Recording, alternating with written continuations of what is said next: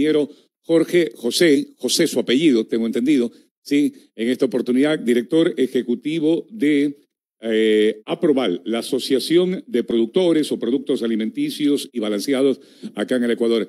Grato saludarlo, ingeniero, desde la perspectiva y del ámbito en el que ustedes desarrollan vuestras actividades. En estos tiempos de recesión, estos tiempos tan complejos, de hacer permanentemente gimnasia, yo le llamo gimnasia financiera, ¿ustedes cómo les está yendo? ¿Cómo consideran que se presenta el panorama a la interna y de repente en la opción de que el Ecuador en este rubro también rebase y pase a mercados internacionales? Tardes. Sí, bueno, para el sector son momentos también muy complicados. Existe preocupación sobre el abastecimiento de las principales materias primas que son fundamentales para la elaboración del alimento balanceado, que es pues a su vez también importantísimo, indispensable para la producción de proteína animal, de pollo, de cerdo, de camarón, etcétera. Entonces, hay preocupación, pero nuestros proveedores naturales, que son Estados Unidos y Sudamérica, pensando en Argentina, Brasil y Bolivia, pues son proveedores que con los que ya trabajamos por mucho tiempo. Entonces, digamos que hay una cierta seguridad en cuanto a la provisión de trigo y harina de soya, básicamente. De todas maneras, pues los precios han subido muchísimo, ¿no? ¿En qué proporción ha subido todo eso, ingeniero? Y cuantifíqueme por estos días en donde inevitablemente el índice, el indicador aquel que tiene que ver con el incremento del precio de la gasolina ha hecho una mella o incidencia también en todos ustedes y es una permanente invitación a lo mejor a la incertidumbre, cuando no a la inestabilidad que se pueda presentar en el sector.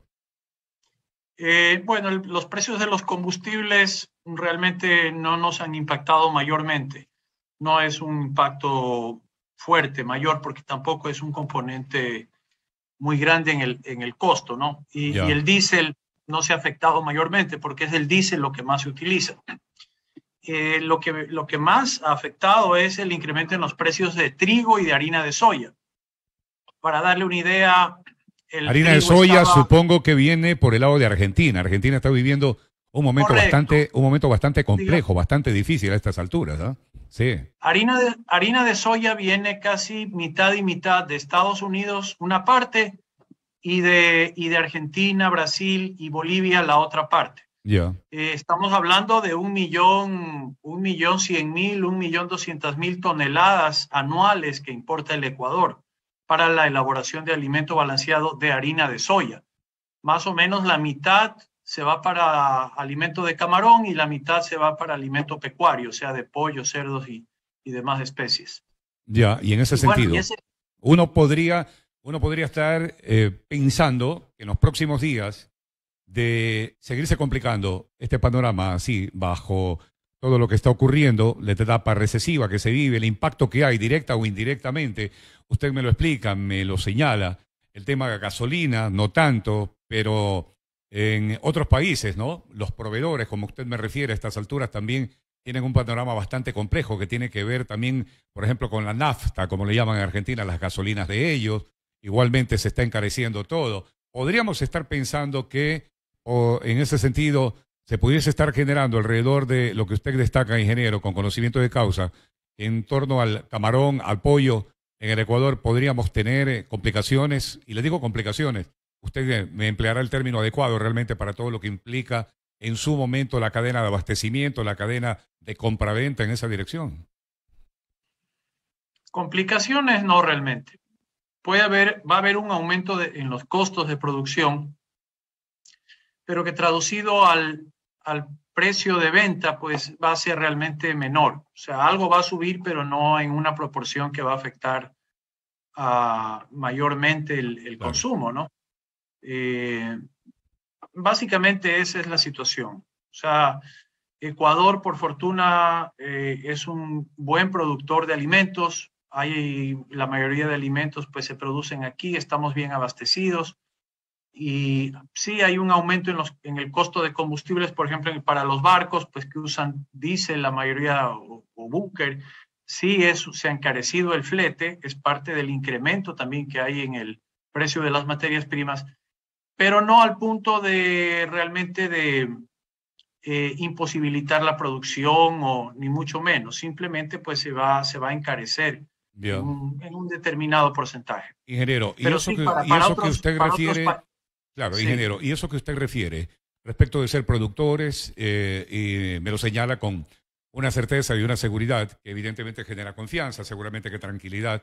El Ecuador también está en capacidad de decir, somos país exportador en torno a la referencia que usted me entrega, y si es así, ¿hacia dónde? ¿Dónde están esos mercados? Bueno, no, el Ecuador en cuanto a producción de alimentos balanceados o de cereales, claro, como trigo, soya, no. Definitivamente no. El Ecuador es un importador neto de esos dos cereales, concretamente, ¿no? De trigo y de harina de soya, que son muy importantes. Ecuador sí es un productor que casi abastece la demanda nacional de maíz. Eso sí es importante. Ecuador es un productor, ha crecido en los últimos años y prácticamente al momento cubre un 85% de la demanda nacional de maíz, lo cual es una gran ventaja porque el maíz es otro de los cereales muy importantes que están, digamos que se utilizan en la elaboración de alimento balanceado. ¿Sigue siendo Los Ríos la provincia maicera por excelencia? Ventanas, Pueblo Viejo, por ahí de repente un poco llegando a Quevedo. Le cuento que Los Ríos, bueno, sí es una provincia muy importante en la producción de maíz, pero no es la más importante. La más importante actualmente es Manabí. Manabí tiene cerca de 85,000 y algunas personas hablan de 90,000 hectáreas. Habría que comprobar ya en su momento cuando se haga el censo agropecuario. ¿En qué zonas? ¿En qué sector? Mire, soy un apasionado de que cuando empezamos a hablar del país y hablamos de la geografía, mi país... Qué bien, qué bien. Sí, mi país cautiva, enamora, ¿no? Y a mí me encanta, totalmente. Y lo he recorrido de cabo a rabo. Y obviamente cada que uno conversa con conocedores alrededor del tema y de todo lo que produce nuestra tierra, yo digo que obviamente yo no se lo voy a descubrir a usted, ingeniero, tierra bendita la nuestra. Así es, tierra bendita. Y debajo de las piedras sembramos algo y eso produce, ¿no? Entonces, tierra bendita. Sí, por eso entonces es que le pregunto, ¿sobre qué lado por ahí, de qué sector realmente de la geografía manabita? En todos lados. A ver, comenzando desde el sur, en la zona de Jipijapa, Paján, Santana, y luego Olmedo. Sube hacia Olmedo también. O sea, en todo el campo donde se ha desbrozado y está limpio, se siembra maíz. Ahora, digamos, cuando uno se va acercando a Manta, ahí hay zonas de lado y lado que son un poco secas. Sí, señor. Entonces, depende del invierno si se siembra o no se siembra en esas zonas y qué tan bien produzcan. En este invierno, que está siendo un poco fuertecito, están produciendo, se han sembrado y están muy bonitos los maíces en esas zonas secas. Y luego para arriba, pues las zonas maiceras de Manabí son Atozagua, la zona de Junín, cerca de Chone también. O sea, en Manabí se siembra en todos lados, excepto en las partes más secas que son pegadas al mar. Claro. Pero de ahí todo lo demás, donde hay espacio, se siembra maíz. Listo. ¿Y en cuántas provincias realmente el país está en capacidad de decir, a ver, aquí de repente está la opción del maíz? ¿Cuántas tenemos? A ver, tenemos Manabí, tenemos Los Ríos, tenemos Guayas, tenemos Loja, principalmente. En Santa Elena, una pequeña cantidad. ¿Por dónde en Santa Elena? Cuénteme, porque me emociona cuando me hablan de Santa Elena. Santa Elena es un verdor ahora. ¿Quién lo creyera? Ahora hay banano al pie de la carretera en Santa Elena. Hay uva, hay guanábana. ¿Quién lo creyera? Sí, espectacular. Sí, en la zona del azúcar, alrededor de Zapotal, es donde se está sembrando maíz. Se calcula que puede haber unas 2,000, 3,000, 4,000 hectáreas aproximadamente. Qué bueno, qué alentador realmente todo eso, ¿no? Ingeniero, y en esa dirección, en ese sentido, quienes están comprometidos en la tarea, quienes son propietarios de unas cuantas hectáreas, de una u otra manera, son partícipes de todo lo que implica el arriesgar, emprender, arrancar de a pequeño a mediano y de mediano a constituirse en grande, no siempre quedarse en pequeño. Realmente Correcto. acá en nuestro medio, que es una especie de patrón de conducta, usted y yo habremos crecido y siempre estamos escuchando de la palabra pequeño, pequeño. ¿Por qué tendríamos que seguir siendo pequeños, no? En la industria pequeña, la textil, la florícola, a ver, de distinta índole.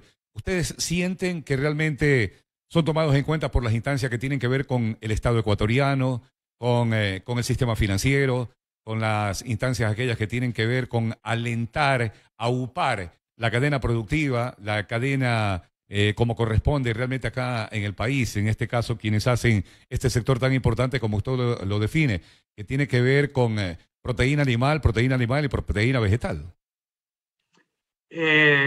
Así es, Walter. A ver, yo hablo como representante del sector industrial que elabora alimento balanceado, pero soy ingeniero agrónomo. Yo he hecho agricultura desde el año 84, que acabé mis estudios, y estoy bastante familiarizado con el sector agrícola. Entonces también puedo hablar con autoridad sobre el sector agrícola. Desde luego. El Ecuador realmente es un país de pequeños y medianos productores en todos los cultivos, lo cual no es malo, lo cual tiene sus grandes ventajas en el sentido de que se reparte la torta entre muchas más personas y hay muchas más familias que viven del banano, del camarón inclusive, porque el sector camaronero, así como hay grandes, también hay medianos y hay muchos pequeños camaroneros que tienen 10 hectáreas, 5 hectáreas, 20 hectáreas, 3 hectáreas.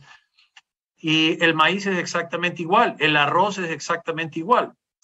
Desde que hubo la reforma agraria, que hubo 2 reformas agrarias, pues las grandes extensiones se repartieron. Ese fue digamos, lo que sucedió.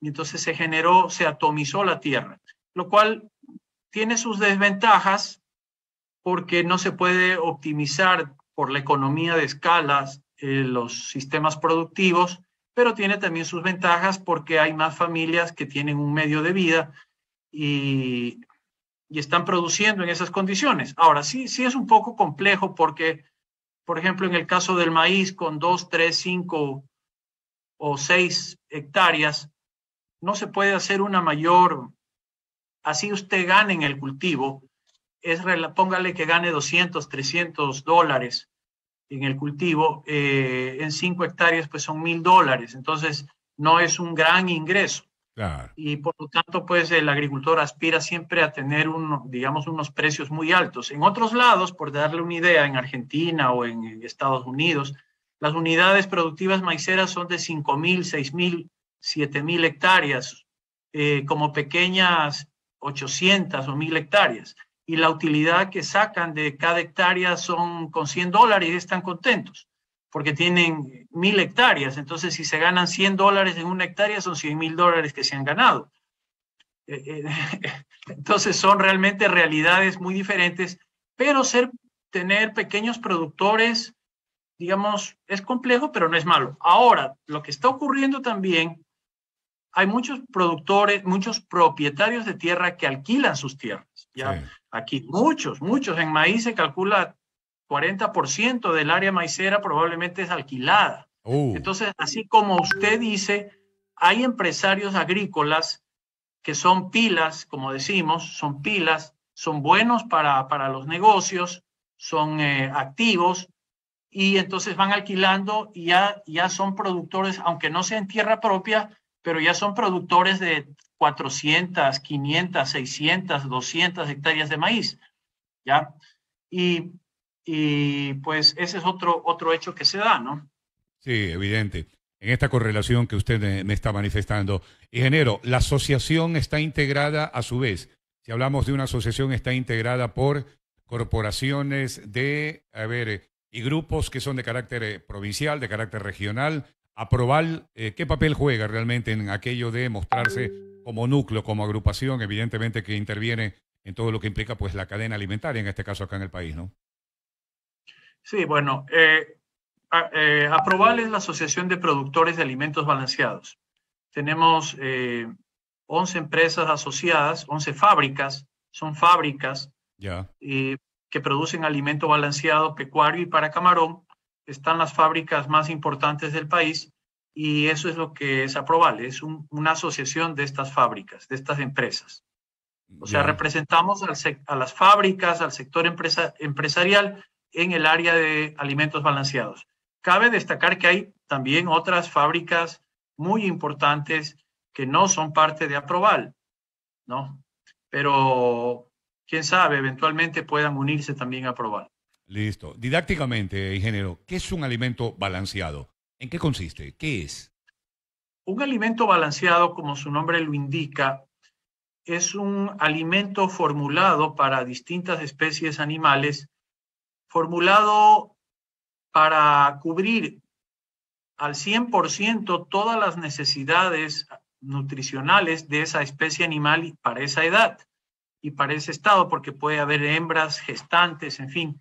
Para cada etapa y para cada animal, el alimento balanceado pues es el alimento que le cubre exactamente sus necesidades nutricionales en cuanto pues a proteínas, a energía, a minerales, a vitaminas, etcétera, de tal forma que la persona que adquiere o utiliza el alimento balanceado puede estar seguro de que está dándole, ofreciéndole a sus animales lo mejor para que obtener también los mejores resultados en cuanto a engorde, en cuanto a producción de crías, producción de leche.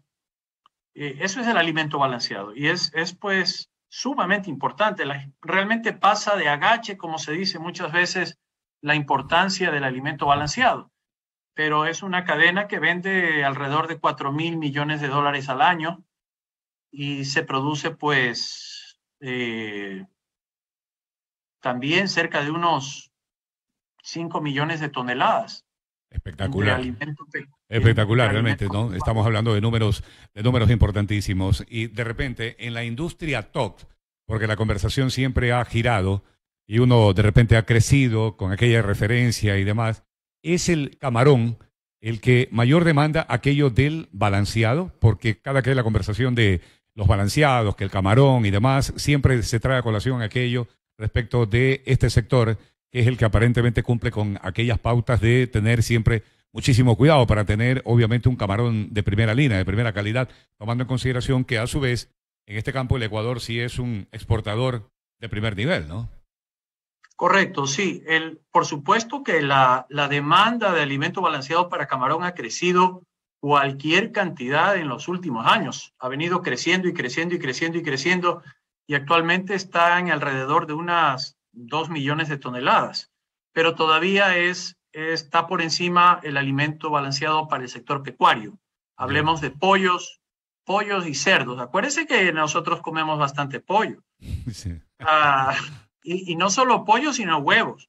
Claro. El huevo de mesa es todos, ¿no? O sea, se come diariamente y por todo el mundo, digamos, por todas las personas aquí, y esos son gallinas ponedoras que necesitan comer. Entonces, en alimento pecuario y cerdo también, cada vez usted se ve cómo se come más carne de cerdo, se la vende ya empaquetada, en fin, y esos son como más de 3 millones de toneladas. Entonces todavía claro que el sector camaronero ha aumentado muchísimo su nivel de producción y su consumo de alimento balanceado, pero todavía está por debajo en volumen del sector pecuario. Ya, y en términos de ventas, en estas últimas semanas, ¿usted ha encontrado que el panorama se ha mantenido, se ha estacionado, o evidentemente que se puede ir proyectando en los niveles de ganancias que de repente aspira el sector, aspira la industria en general, las fábricas, como me ha hecho alusión? Las ventas están normales, diría yo. Normales. No es un sector que suba o baje así bruscamente. Yeah. Excepto, bueno, en la pandemia en el año 2020, cuando se inició la pandemia, ahí sí hubo un golpe fuertísimo, mucho más fuerte que lo que estamos viendo hoy. Es más, por el momento no vemos un golpe, pero en cuanto a producción, pero en un mes, 2 meses, 3 meses después de marzo del 2020 hubo que sacrificar, como se dice, una gran cantidad de aves y de cerdos porque no había mercado. O sea, la gente dejó de comprar, no tenía acceso a los mercados, y ahí sí hubo un problema grave. Pero actualmente no, se está alimentando el mismo número de animales, y la gente está consumiendo. Afortunadamente vemos, si usted, como seguramente lo hace, está yendo al supermercado, ve los carros que se están moviendo en Guayaquil, nos damos cuenta que hay un movimiento bastante fuerte, ¿no? O sea, yo veo los carros ahora en las avenidas y todo, y me recuerda antes de la pandemia. O sea, casi que estamos normales, y así pues lo han demostrado las cifras, las últimas cifras reveladas sobre la recaudación de impuestos y el crecimiento del PIB. Es decir, el país está creciendo. El país no está estancado, no está en recesión, el país está creciendo. La economía del país está creciendo lentamente, pero está creciendo, y la gente está consumiendo. Entonces se mantiene la producción, sí, y la venta de alimentos. Lo que implica que el momento en el que estamos hablando de consumo, estamos hablando igual de capacidad de compra que la gente realmente tiene, considera usted, cuantifica usted. Así es. Recordemos que el pollo es la proteína más barata que hay. Sí. No estamos hablando de carne, de lomo fino, inclusive de pescado. Estamos hablando de pollo, que es una proteína barata que se come 3 veces por semana, 4 veces por semana, y sigue siendo muy accesible para la población. El Ecuador consume actualmente cerca de 30 kilos de pollo por persona por año. Yeah. Y esperamos que esa cifra aumente, ¿no? Claro que hay una situación complicada, ¿no? No quiero decir que todo está bien. Hay desempleo, hay subempleo, pero de todas maneras se ve que la economía se está moviendo y hay que abonar a eso. Sí, sin duda. Ingeniero, soy muy amigo de aquello que tiene que ver con analizar, ver indicadores y variables que devienen, por ejemplo, alrededor de la competitividad, de los números estos que se marcan, que desde luego, como sostendría algún catedrático, algún amigo, diría, pues a veces no son la última Coca-Cola o la última gaseosa del desierto, pero a veces sirven como referencia. Ecuador en Correcto. estos temas que tienen que ver casualmente con las características que usted me ha hecho en este mapeo alrededor de los balanceados, ¿en dónde se ubica? ¿En la región o subregión, como a veces dan en denominar? Mínimo a nivel de comunidad andina, a nivel de Latinoamérica, o en general en el contexto de carácter global particularmente. ¿Estamos para qué, por ejemplo, en aquello que usted me ha detallado en esta oportunidad a nivel de lo que implica la oferta-demanda con relación a los productos balanceados?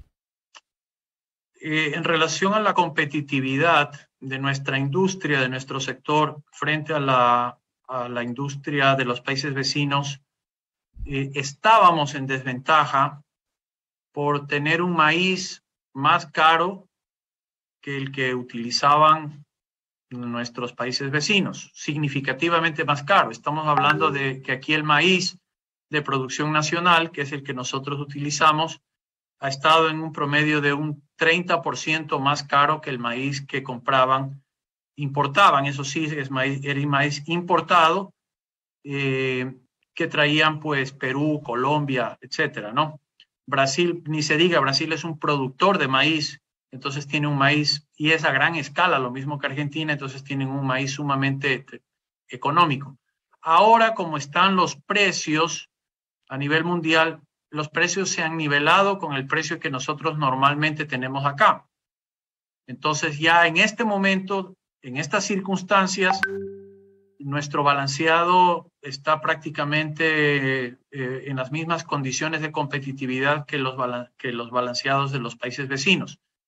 La pregunta es qué va a pasar cuando ya se supere todo este conflicto, los mercados vuelvan a la normalidad, los precios internacionales del maíz y del trigo y de la soya vuelvan a bajar. Esperamos también que el maíz de nuestro país también baje paralelamente y podamos seguir siendo competitivos. Sí, qué bueno. Formidable realmente el que sea así. Ingeniero, ha sido gratísimo para este servidor pasar revista a este tema, ¿no? En donde de todo un poco hemos hecho un mapeo de un ángulo importantísimo que tiene que ver con la cadena de producción, de actividad, de emprendimiento, de fortalezas que asoman para el Ecuador nuestro en ese sentido, en el día a día, y analizando un poco lo que yo sostengo, ¿no?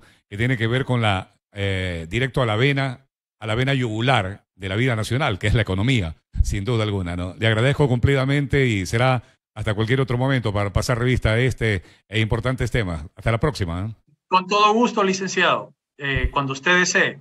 Un gusto conversar con usted. Gracias, encantadísimo. Ante los hechos en esta parte del camino.